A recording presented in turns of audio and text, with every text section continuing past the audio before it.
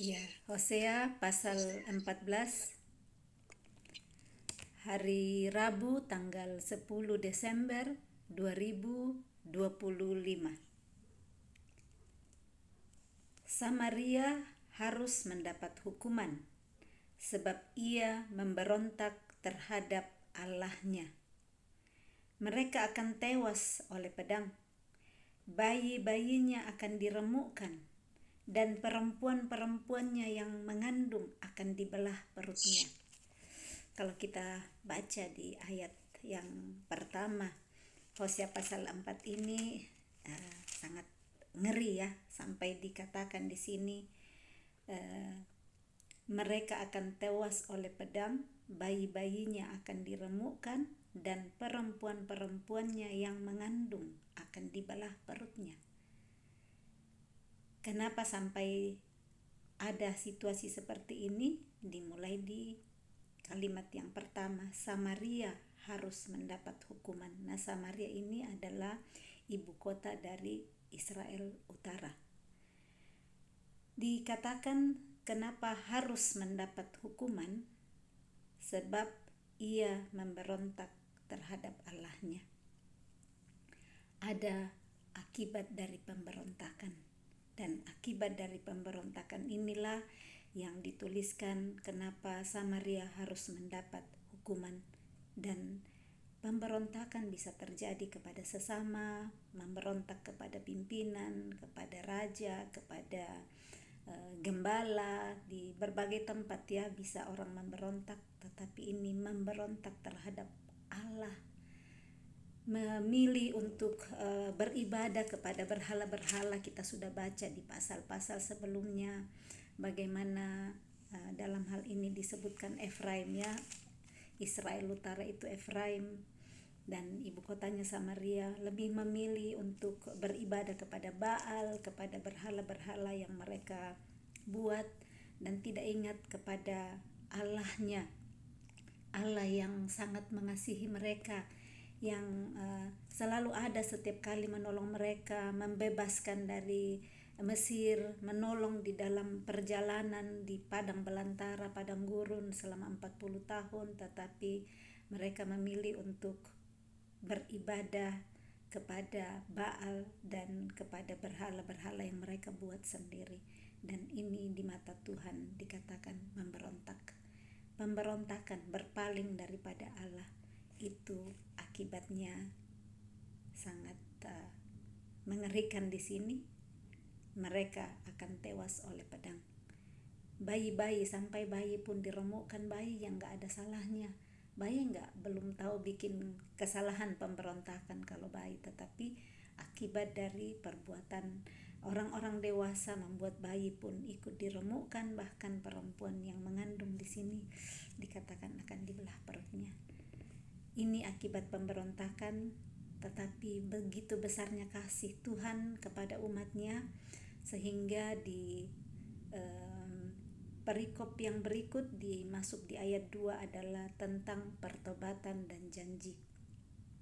Saat umat yang sudah memberontak mau untuk bertobat, ada janji Tuhan di sana.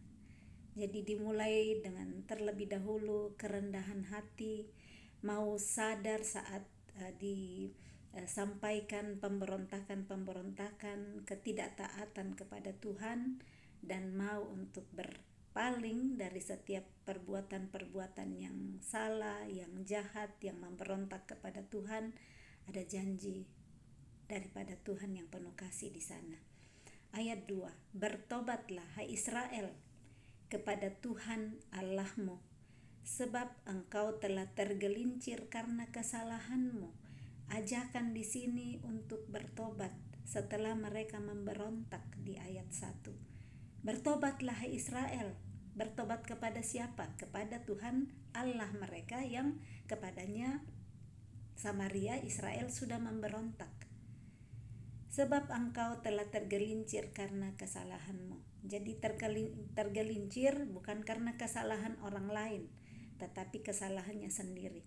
Kadang orang yang mengalami masalah di dalam hidup tergelincir menyalahkan orang lain. oh ini karena salahnya dia, iya karena ketua kami nggak kasih tahu kami harus bikin begini, pendeta kami tidak ajar kami, orang tua kami tidak ajar begini, kakak saya tidak ajar, guru saya, banyaklah dicari-cari semua kesalahan orang lain karena kita tergelincir itu ya, licin dan jatuh. Nah, ini dituliskan bahwa sebab engkau telah tergelincir karena kesalahanmu. Nah, saat kita sadar akan kesalahan kita karena kita sudah tergelincir, menyadari itu, balik bertobat. Bertobat kepada Tuhan. Kita ingat pembacaan kita tentang anak bungsu yang hilang. Itu masuk sekali dengan cerita ini, bagaimana perumpamaan tentang anak yang hilang, bagaimana setelah dia mengalami ketergelinciran, dia tergelincir saat dia sudah berfoya-foya habiskan uang papanya yang dia sudah bawa ke negeri yang jauh, dia foya-foya sampai habis, dia harus bekerja untuk bisa melanjutkan hidup. Nah, bahkan ampas makanan dari babi yang dijaga pun dia tidak bisa makan, tidak dapat, tidak ada yang memberikan kepadanya. Dia tergelincir di situ akibat dari kesalahan yang dia lakukan sendiri. Dia enak di rumah papanya tetapi minta terlebih dahulu warisan, sekalipun papanya belum mati, dia minta dulu bagiannya dijual dan dihabiskan. Harta itu sebanyak-banyaknya tidak bisa tinggal terus, akan habis. Dan ini yang dialami si anak bungsu itu, tergelincir karena kesalahannya. Nah, kurang lebih seperti itu kita baca di Lukas 15 beberapa hari yang lalu, dan Hosea pasal 14 ayat 2 di sini berkata, bertobatlah hai Israel kepada Tuhan Allahmu, sebab engkau telah tergelincir karena kesalahanmu. Puji Tuhan, si anak bungsu tidak menyalahkan orang lain, tetapi saat dia sadar akan kesalahan yang sudah dia lakukan, dia berpikir untuk pulang, merendahkan hati di depan papanya, minta ampun kepada Bapa di surga, dan papanya mengakui bahwa dia sudah salah. Dia siap menerima konsekuensi, bahkan menjadi hamba pun menjadi salah satu hamba di antara hamba-hamba bapaknya. Dia siap menerima, dan ini yang menjadi ajakan di Hosea pasal 14 ayat 2 ini. Setelah memberontak, setelah tergelincir melakukan kesalahan-kesalahan, Tuhan memanggil Israel kembali untuk bertobat. Pastinya panggilan yang sama, ajakan yang sama untuk saya dan kita semua hari ini untuk bertobat, menyadari bagian-bagian dalam hidup kita yang memberontak kepada Tuhan. Kita mengalami ketergelinciran, ada situasi-situasi dalam hidup kita karena kesalahan kita sendiri. Janganlah kita mencari siapa orang yang bersalah dalam situasi itu, menyalahkan pasangan, menyalahkan anak, menyalahkan orang tua, tetangga, atau siapa saja. Tetapi kita sadar, Tuhan, aku mohon ampun, ini adalah kesalahanku dan aku mau bertobat dan berbalik kepadamu, seperti yang dilakukan anak bungsu dalam perumpamaan yang Tuhan Yesus sampaikan di Lukas pasal 15. Ayat 3, bawalah sertamu kata-kata penyesalan dan bertobatlah kepada Tuhan. Katakanlah kepadanya, ampunilah segala kesalahan sehingga kami mendapat yang baik, maka kami akan mempersembahkan pengakuan kami. Jadi bertobat dalam hal ini adalah datang dengan kata-kata penyesalan, bukan malah datang dengan sombongnya. Iya, saya minta maaf ya, tapi gara-gara kamu itu semua saya begini. Gara-gara kamu saya seperti ini. Bertobat datang membawa kata-kata penyesalan. Saya mohon ampun Tuhan atas semua yang telah saya lakukan di dalam hidup saya, yang tidak mengikuti perintah-Mu, yang tidak mengikuti peraturan-peraturan yang Kau ajar kepada saya. Saya hanya mengikuti kehendak hati saya, mengeraskan hati. Hari ini saya datang bertobat membawa kata-kata penyesalan. Ampunilah Tuhan segala kesalahan saya. Datang dengan sujud, dengan rendah hati mohon ampunan Tuhan, sehingga kami mendapat yang baik. Untuk bisa mendapatkan yang baik kembali mohon ampun kepada Tuhan, maka kami akan mempersembahkan pengakuan kami. Pengakuan dalam hal ini adalah ya keluar dari mulut ya. Kalau kita mengaku, kita persembahkan pengakuan kita dengan kerendahan hati, mengakui semua kesalahan-kesalahan, dosa-dosa kita, bertobat dan mohon ampun kepada Tuhan. Allah yang penuh kasih, tidak pernah mau tendang anaknya ya. Kita orang tua kalau anak datang dengan rendah hati seperti anak bungsu yang sudah begitu enak-enaknya pergi habiskan semua harta papanya nggak tendang dan suruh pulang, malah dari jauh langsung papanya berlari. Waktu dia lihat, dia berlari memeluk anaknya. Demikian Tuhan saat kita mau berbalik. Kita pun sebagai orang tua ya, saat anak-anak kita mungkin pernah berbuat hal yang salah, membuat kita rugi, capek mengurus atau banyak hal ya yang orang tua rasakan. Kita sebagai orang tua pastinya saat anak kita datang, sekalipun datang belum minta ampun pun kita udah peluk ya, kita udah senang. Apalagi kalau datang dengan rendah hati, minta maaf, minta ampun, pasti kita akan dengan sukacita sekali menerima anak kita. Seperti Bapa di surga saat kita mau pulang berbalik, bertobat dan menyesal, Dia pasti akan memeluk kita kembali. Ada resiko-resiko ya, pendisiplinan kita sudah alami sendiri, yang tadi tergelincir pasti sakit. Kita melewati semua itu, tetapi saat kita datang mengaku, persembahkan pengakuan yang tulus, dari hati yang tulus mengakui ke semua kesalahan kita, pasti Tuhan ada di sana untuk mengampuni semua dosa kita. Tempat Asyur tidak dapat menyelamatkan kami. Kami tidak mau mengendarai kuda, dan kami tidak akan berkata lagi, ya Allah kami, kepada buatan tangan kami, karena Engkau menyayangi anak yatim. Nah, mereka menyadari, ini Efraim Samaria menyadari bahwa Asyur tidak dapat menyelamatkan. Yang sebelumnya mereka mengandalkan Asyur atau Mesir, kuda-kuda mereka, berhala-berhala yang mereka buat. Mereka sadar bahwa bukan itu yang bisa menyelamatkan. Satu-satunya yang sanggup menolong dan menyelamatkan kita adalah Tuhan. Kita bisa lihat dalam perjalanan hidup kita masing-masing bagaimana ada hal-hal yang tidak bisa manusia siapapun bisa tolong kita.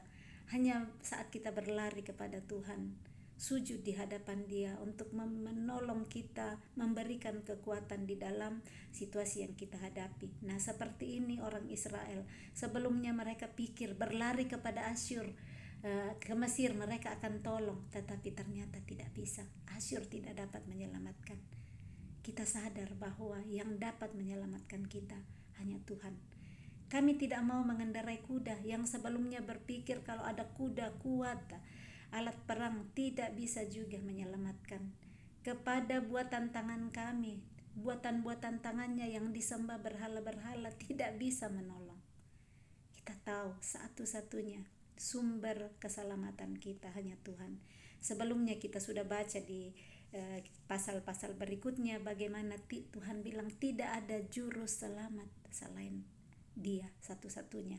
Dia satu-satunya yang sanggup untuk menyelamatkan kita. Dan kita bersyukur di era perjanjian baru, kita hidup di zaman anugerah. Tuhan menganugerahkan anaknya yang tunggal untuk menyelamatkan kita, yang sepantasnya kita mendapat semua hukuman akibat dari dosa dan ketidaktaatan kita, tetapi Dia menyerahkan anaknya yang tunggal, dan anaknya yang tunggal mau untuk menyerahkan hidupnya demi kasihnya buat kita. Karena Engkau menyayangi anak yatim. Ayat 5, Aku akan memulihkan mereka dari penyelewengan. Aku akan mengasihi mereka dengan sukarela, sebab murkaku telah surut daripada mereka. Janji Tuhan, Tuhan akan pulihkan keadaan yang memberontak, yang menyeleweng, karena Tuhan telah surut murkanya. Tuhan berkata, aku akan mengasihi mereka dengan sukarela. Nah, bagian kita, jangan cuma Tuhan terus yang kita tunggu, Tuhan yang akan mengasihi kembali. Bagian kita juga bertobat, berbalik dari cara hidup yang lama, dari kata-kata kita yang mungkin kasar kepada sesama. Kita mulailah mengeluarkan kata-kata yang memberkati diri kita sendiri juga, bukan hanya orang lain. Dan kita akan lihat bagaimana Tuhan sanggup pulihkan, Tuhan sanggup tolong, memberikan kekuatan baru. Kalau kita letih lesu ya, kalau menghadapi pendisiplinan, tergelincir karena kesalahan, pasti letih lesu. Tetapi firman Tuhan berkata Dia memberikan semangat baru kepada orang yang letih lesu. Saat kita mau berbalik, bertobat kepada Dia, Dia akan membangkitkan semangat kita yang baru, memberikan harapan baru kepada kita. Aku akan seperti embun bagi Israel, maka ia akan berbunga seperti bunga bakung dan akan menjulurkan akar-akarnya seperti pohon hawar. Ranting-rantingnya akan merambak, semaraknya akan seperti pohon zaitun dan berbau harum seperti yang di Libanon. Mereka akan kembali dan diam dalam naunganku dan tumbuh seperti gandum. Mereka akan berkembang seperti pohon anggur yang termasyur seperti anggur Libanon. Efraim, apakah lagi sangkut pautku dengan berhala-berhala? Akulah yang menjawab dan memperhatikan engkau. Aku ini seperti pohon sanobar yang menghijau, dan padaku engkau mendapat buah. Janji pemulihan daripada Tuhan. Janji Tuhan akan seperti embun bagi Israel, embun menyejukkan, embun memberikan kesegaran kepada yang kering, membuat berbunga lagi bunga-bunga bakung, dan menjulurkan akar-akarnya seperti pohon hawar. Ranting-ranting akan merambak ya, kalau ada kesegaran, ada air, ada nutrisi untuk pohon-pohon, bisa kembali merambak, tumbuh lagi ranting-rantingnya, dan akan ada buah-buah, akan ada bunga lagi yang timbul dari pohon-pohon yang mendapatkan air, mendapatkan nutrisi. Nah, seperti itu kita sebagai pohon-pohon yang mungkin sudah kering sekali, sepertinya tidak ada harapan, tetapi saat kita mau berbalik kepada Tuhan, pohon kehidupan kita akan tumbuh kembali. Yang kelihatannya sudah mati, Tuhan sanggup untuk hidupkan kembali. Kita ingat waktu pembacaan di Yehezkiel 37, bagaimana tulang-tulang yang sudah kering, kerontang, sudah terpisah-pisah di berbagai tempat, Tuhan sanggup kumpulkan kembali, diberikan kembali urat, diberikan tulang, diberikan kulit, diberikan nafas. Nah, seperti ini yang Tuhan mau janjikan buat Israel saat mereka mau bertobat, dan buat kita juga hari ini. Apakah kita merasakan kekeringan dalam hidup kita? Tuhan datang untuk memberikan kasih-Nya seperti embun pagi. Tuhan datang untuk memberikan nutrisi melalui firman-Nya, untuk memberikan lagi kesegaran buat kita. Nah, yang menjadi pertanyaannya, maukah kita menerima siraman embun dari Tuhan, siraman kasih-Nya, firman-firman-Nya, supaya kita dibangkitkan semangat, khususnya menjalani bulan terakhir di tahun 2025 ini. Kiranya di dalam setiap kegiatannya, banyak sekali kegiatan-kegiatan sekarang, khususnya di Indonesia ya, banyak kegiatan-kegiatan Natal di sana sini, supaya terus menyambut nutrisi kebenaran firman Tuhan yang terus menyegarkan, bukan cuma makanan, karena Natal itu banyak makanan ya, bukan cuma makanan untuk tubuh, tetapi terus memberikan makanan yang sehat untuk jiwa kita, untuk roh kita, itu firman Tuhan. Dan di sini Tuhan berkata, aku ini seperti pohon sanobar yang menghijau, daripadaku engkau mendapat buah. Kita mendapatkan buah, mendapatkan makanan, mendapatkan kekuatan baru hanya daripada Tuhan. Jadi mari kita terus andalkan Tuhan di dalam kehidupan kita. Hanya Dia satu-satunya juru selamat yang sanggup memulihkan kita dari setiap keadaan-keadaan yang mungkin kita lihat tidak ada jalan keluar lagi. Sepertinya sudah hancur semua, tetapi kalau kita berbalik kepada Tuhan, Tuhan sanggup memulihkan segala sesuatu di dalam hidup kita. Penutup dari Hosea pasal 14, pasal terakhir dari kitab Hosea ini, kita masuk di ayat 10. Siapa yang bijaksana, biarlah ia memahami semuanya ini. Siapa yang paham, biarlah ia mengetahuinya. Sebab jalan-jalan Tuhan adalah lurus dan orang benar menempuhnya, tetapi pemberontak tergelincir di situ. Amin. Baiklah, kita semua mohon hikmat Roh Kudus memberikan kita pengertian, memberikan kita kebijaksanaan supaya menjadi bijaksana saat kita membaca firman-Nya. Roh Kudus yang akan menolong, memberikan pemahaman saat kita paham dan mengetahui jalan-jalan Tuhan yang lurus. Kita juga mau dengan rendah hati mengikuti tuntunan Tuhan untuk berbalik dari jalan-jalan yang mungkin sudah bengkok selama ini kita lewati dan membuat kita tergelincir, supaya kita berjalan mengikuti jalan-jalannya. Jalan-jalan Tuhan adalah jalan yang penuh dengan sukacita dan damai sejahtera. Sekalipun mungkin untuk daging kita kelihatannya tidak nyaman, kelihatannya menyakitkan, karena mengikut Tuhan itu adalah sangkal diri dan pikul salib. Daging mau yang enaknya, daging mau untuk marah-marah, daging mau untuk gosip. Tetapi saat kita tahu dan sudah diberikan hikmat kebijaksanaan setelah kita terus membaca kebenaran firman-Nya, kita berani untuk berkata tidak kepada hati yang mau marah-marah, yang mau menyembur-nyemburkan kata-kata yang bisa menusuk dan mematikan orang lain.